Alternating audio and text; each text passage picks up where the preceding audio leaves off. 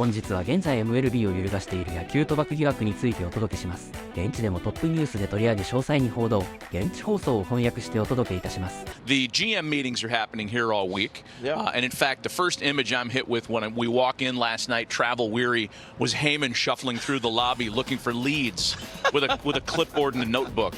I'm sure John will join us at some point during the telecast. Also, the 2025 BBWAA Awards are starting tonight. Rookie of the Year. Program starts at 7 Eastern on MLB Network. The live announcement shortly to follow.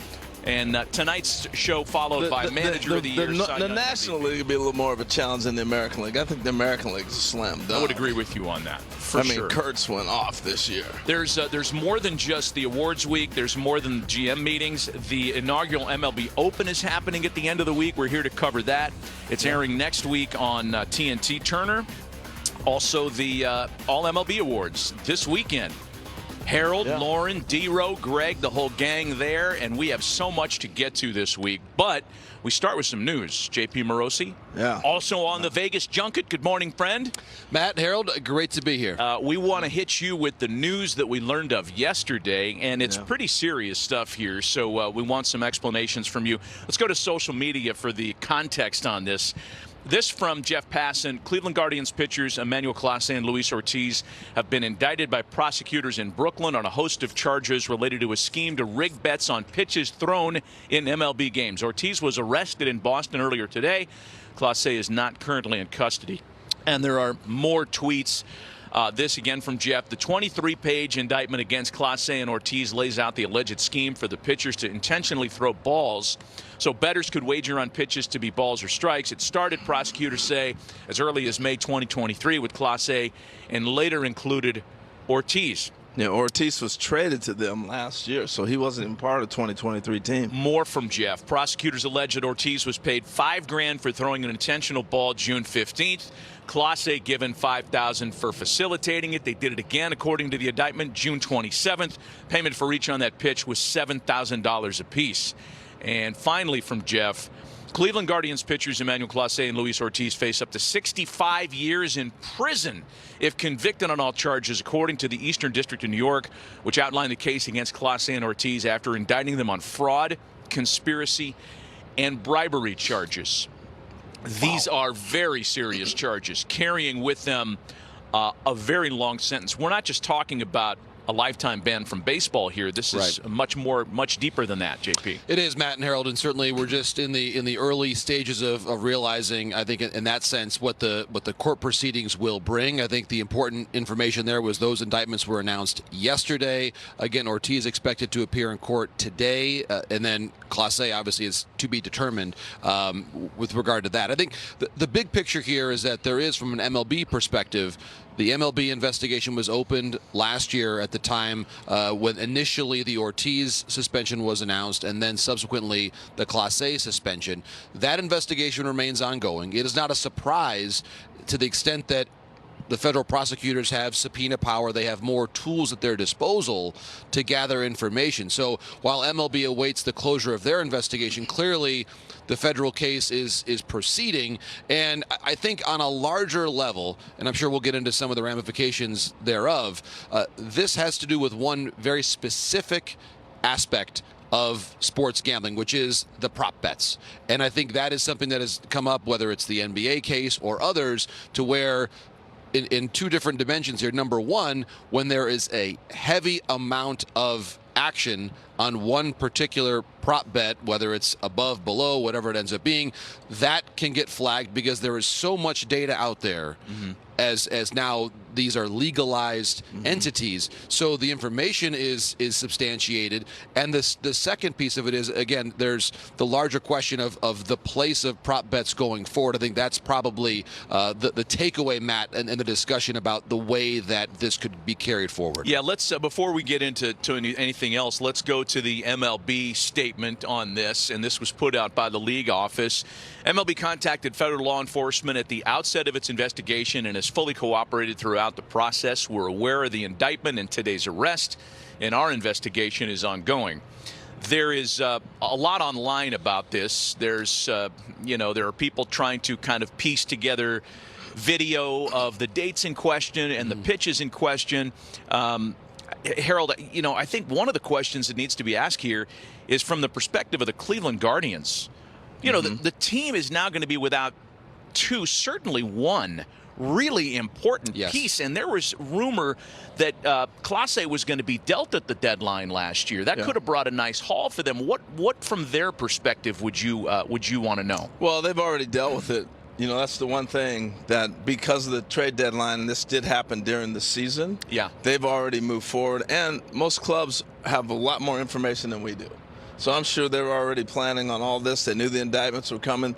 Once Major League Baseball starts investigating Rule 21 with betting, and you're setting guys off to the side, they're getting their proper just due with being paid and being investigated. But when you get this seriousness, I think the clubs and I think Major League Baseball and everybody starts to see the possibilities that are here. So anybody who's looking forward, thinking as most clubs would, are probably already starting to make their moves and their decisions. I would think that would be from that perspective. The other thing that hits me real quick is it worth it? You know, and that's my message to every baseball player out there. Right. It's like they threw away, if this is true, their careers. Done. They will never play baseball ever again. And I know they're trying to play in Venezuela right now, at least Class A is, and that's not happening because the Guardians have rights to that. But you've thrown away your whole major league, everything you've worked for to do, and the sums of monies that is being discussed here. It's not even. Here's another thing too, crazy JP. to think about. The guardrails are in place here in terms of how the league receives affidavits from the legal operators in the country. And for the reason you just bring out, if there's something that looks like it's getting a ton of volume, they're going to look into it. And that's how gaming scandals in every sport get flushed out. Headache Smith, Arizona State in the 1980s, right? The college basketball scandal. There was crazy action on a weird Thursday night game against Oregon State with both teams out of it. They look into it, and sure enough, they figure things out the same way this was figured out. Well, there's so much more information today. Yeah, the guardrails are up. You know, the league is aware of stuff like this. So, but to follow up on what Harold said about the Guardians, the idea that they kind of learned life without these two guys at the break, is that how you see this as well? Yes, Matt. Really, I think to make a baseball point, it is rather remarkable, and certainly a credit to Stephen Vogt, his staff, the players. They were still able to come back and win the American League Central. This happened right before the deadline. To your point, there was plenty of conversation in the month of July, and recall that the Class A news came out days before the trade deadline. So that was a really sensitive time when all this information came forward. It's important to point out from a business of baseball off-season perspective, these two players do not count against the Guardians' 40-man roster limit right now, because now the Guardians front office, the question comes, do they or have they moved on? They have no choice. They have to set their protection list. They have to figure out what they're doing with respect to the Rule 5 draft, player options, minor league protection. All those elements are crucially important just to the business of baseball. And because of the situation of the administrative leave, Clase and Ortiz do not count against that limit. And Matt, I think to the larger question, the Guardians may have to contemplate, if they were planning on getting prospects for Class A, that obviously didn't happen, then they may have to make other moves this winter that they were not expecting to have to make. Here's what I was going to say real quick, too. This was the premier closer in baseball. Yes. I mean, we're not Hall just of Fame track. Hall of Fame track. And he's at the peak of his greatness right now. Yeah. And that's what the Guardians had at their disposal.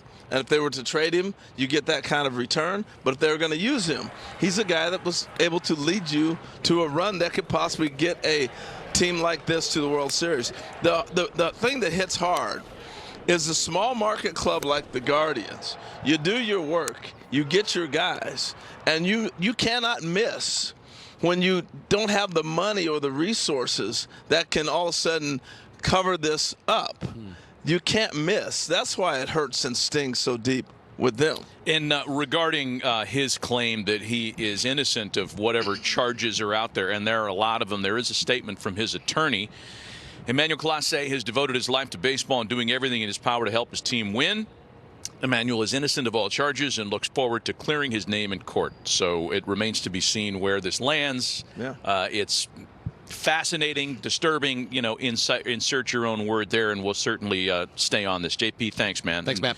You're going to stick around. You got some more with Lauren coming up, too. We're just getting started. First of 4 days of live coverage here in Las Vegas. A lot warmer than was advertised. But when we come back, JP and Lauren discuss the Japanese stars in Los Angeles and one of the key reasons why the Dodgers won the World Series, and is there more to come? いかがだったでしょうか。今後の状況を注視していきたいと思います。本チャンネルでは今週から始まる表彰ラッシュもタイムリーにお届けしていきます。それでは次回の動画でお会いしましょう。さようなら。